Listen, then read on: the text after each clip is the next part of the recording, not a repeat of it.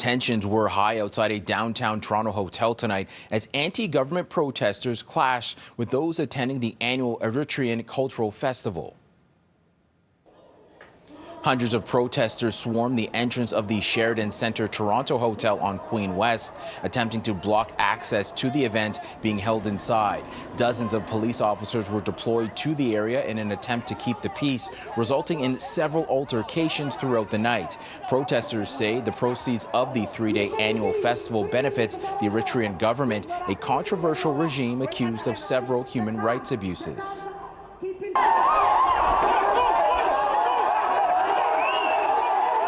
This is about Eritrea's dictator government, and the people who wanted to come in, they're supporting the government, and we don't want to allow that kind of things because it's war financing, and we don't want to finance war. We've been demonstrating peacefully, but nothing happened so far. So this year we're trying to step it up a little bit and try to protect as well.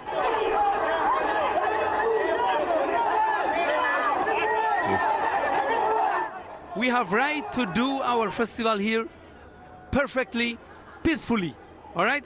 So those people, they are not allowing us to do our cultural festival. We are peaceful protesters. We love Canada, and the police are doing their job, but we're trying to get to the festival because this is our cultural, this is where we meet, this is our like Eritrean community, that's where we stand together. And we're here until our people get home safe, and we fight for our people.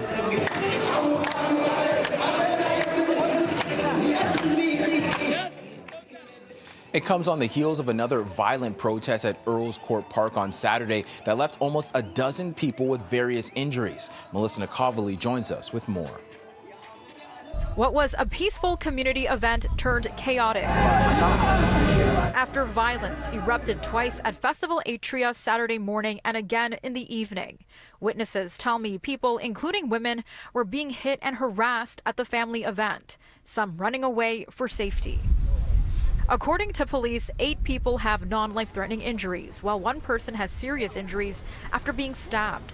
The Eritrean people in Canada and across the world are really questioning the nature and the purpose and the intention of the perpetrators.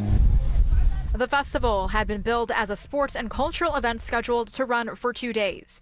Protesters say they showed up to demonstrate against the festival, which they say supports the government of Eritrea, known as one of the most repressive governments in the world. Organizers tell me in its 25-year history at Earls Court Park, this was the first time they experienced this kind of violent behavior. What happened yesterday was totally unprecedented because people that they claim to be Eritreans with a shirt of a flag that resembles Eritrea, totally unknown to the community.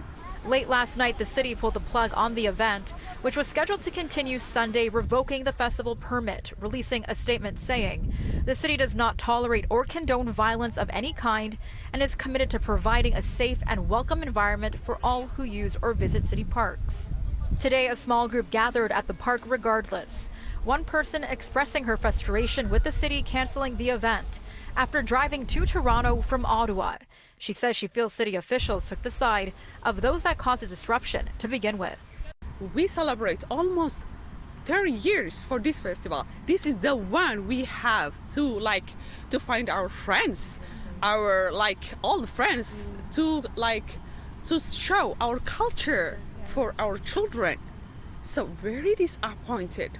Some that were at the park today say they wanted to spend time celebrating their culture among friends.